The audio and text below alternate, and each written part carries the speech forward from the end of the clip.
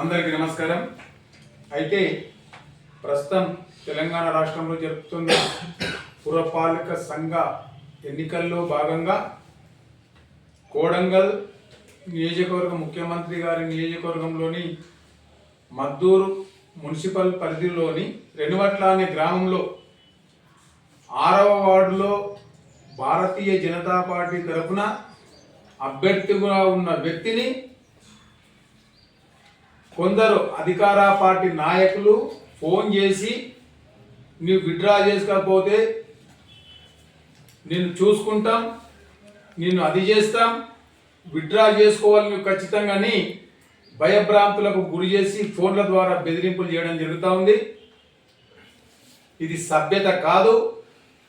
ప్రజాక్షేత్రం లోపల ప్రజల మన్ననలు పొందాలి, ప్రజల ఆశీర్వాదాలు పొందాలి తప్ప ఇలా దౌర్జన్యాలకు గుండాగిరికి దిగితే సహించేది లేదు. ఈరోజు మరి మీరు గౌరవ ముఖ్యమంత్రి గారి నియోజకవర్గం లోపల ఈ విధంగా బెదిరింపులకు గురి చేసి ముఖ్యమంత్రి గారికి మంచి పేరు తీసుకురావాలనుకుంటున్నారా, చెడ్డ పేరు తీసుకురావాలనుకుంటున్నారా? కాంగ్రెస్ పార్టీ నాయకుల విఘ్నతకే వదిలేస్తున్నాం.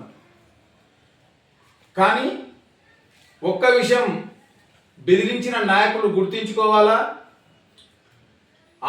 రెనివట్ల గ్రామంలోని 6వ వార్డులో భారతీయ జనతా పార్టీ తరఫున ఒక ముదిరాజు వ్యక్తి, ముదిరాజు ఆమె అభ్యర్థిగా ఉంది.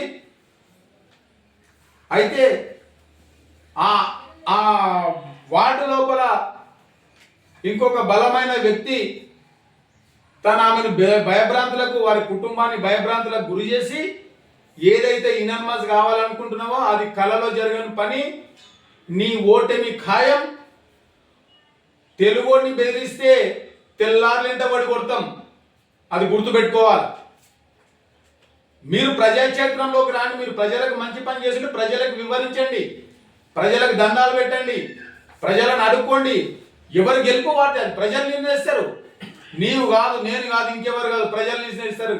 కానీ బెదిరింపులకు గురి చేసి, భయభ్రాంతులకు గురి చేసి నేను గెలుస్తా అనుకుంటే అక్కడున్న ముదిరాజు సామాజిక వర్గం ఈరోజు గమనిస్తూ ఉంది.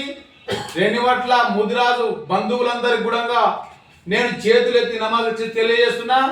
ఎవరైతే అక్కడ ముదిరాజు బిడ్డను బెదిరించి భయభ్రాంతులకు గురి చేస్తున్నారో ఆ వ్యక్తికి మీరు సరైన సమాధానం చెప్పాలని యావత్ ముదిరాజ్ బంధువులందరూ కూడా చేతులెత్తి, రెనివట్ల ముదిరాజ్ బంధువులందరూ కూడా చేతులెత్తి మరీ నమస్కరిస్తూ తెలియజేస్తున్నా. రోసం చంపుకోకండి. ఒక్క వ్యక్తి, కేవలం ఒక వ్యక్తి వచ్చి మిమ్మల్ని మొత్తం కులాన్ని బెదిరించినట్లే. అక్కడ ఆ వ్యక్తి బెదిరియడానికి మొదటి కారణం ఏంటంటే ఆ వార్డు లోపల దాదాపు 600 ఓట్లు ముదిరాజులో ఉన్నాయి. యువతల భారతీయ జనతా పార్టీ తరఫున నామినేషన్ వేసిన వ్యక్తి ముదిరాజు కాబట్టి ఆ ఒక్కరిని మేము భయభ్రాంతులకు గురి చేసి విత్డ్రా చేపిస్తే నేను ఈజీగా గెలుస్తాను అనుకుంటున్నారు. ముదిరాజుల మీద మీరు పరోక్షంగా దాడి చేయాలని ప్రయత్నిస్తున్నారు. ఆ ముదిరాజులే మీకు ఈరోజు సమాధానం చెప్తారు అని ఈ సభాముఖంగా తెలియజేస్తున్నా. ఎవరైతే అవతల వ్యక్తి నామినేషన్ వ్యక్తులు ఉన్నారో మీరు ప్రజాక్షేత్రంలోకి వెళ్ళండి.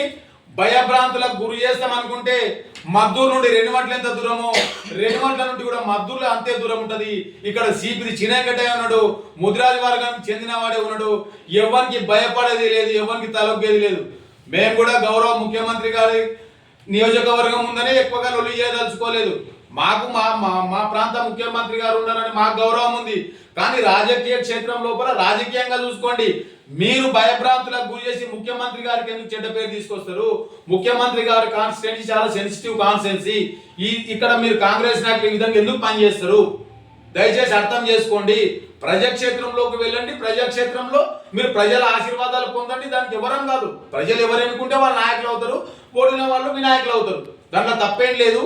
కాకపోతే ఈ బెదిరింపులకు కేవలం ఒక వర్గాన్ని బెదిరిస్తున్నారు. ఇక్కడ కేవలం రెనివట్లలో ముదిరాజు వర్గాన్ని మాత్రమే బెదిరిస్తున్నారు. ఈ విషయంలో మీరందరూ తస్మాత్ జాగ్రత్త. ఇప్పుడు మీరు బెదిరించే బెదిరింపులు రాబోయే మిగతా ఎన్నికల్లో కూడా తప్పకుండా దీని ప్రభావం ఏంటనేది తప్పకుండా చూపిస్తాం కూడా. ఎవరైతే బెదిరిస్తున్నారో దయచేసి అర్థం చేసుకోవాలి. రాజకీయంగా ఉంటే రాజకీయంగా చూసుకోండి. మళ్ళొకసారి వాళ్ళ కుటుంబ సభ్యులకు కానీ ఆ క్యాండిడేట్ కు కానీ అక్కడ ఉన్న భారతీయ జనతా పార్టీ నాయకులకు కానీ మీరు ఎలాంటి బెదిరింపు కాల్సి వస్తే మేము బై ఒక్కరికి చేస్తాం, బై రికార్డ్ చేస్తాం. అవసరమైతే ఉంటే మా పార్లమెంటు సభ్యురాలు డికే అన్నమ్మ గారి దృష్టికి తీసుకుపోతాం. దీనిపైన చర్యలు కూడా తీసుకుంటాం. దయచేసి మీరు ప్రజాక్షేత్రంలోకి వెళ్ళండి, ప్రజల మన్ననలు పొంది గెలవండి తప్ప దౌర్జన్యాలు చేస్తూ ఉంటారు సహించే ప్రసక్తే లేదు. ఇప్పటి నుండి ఎవరికి కాల్ చేసినా ప్రతి ఒక్కరికి చెప్పినాం రికార్డ్ చేసుకోమని. ఏ నాయకుడు ఎంత దమ్ముంటే బెదిరిస్తాడో మరి మేము కూడా చూసుకుంటాం.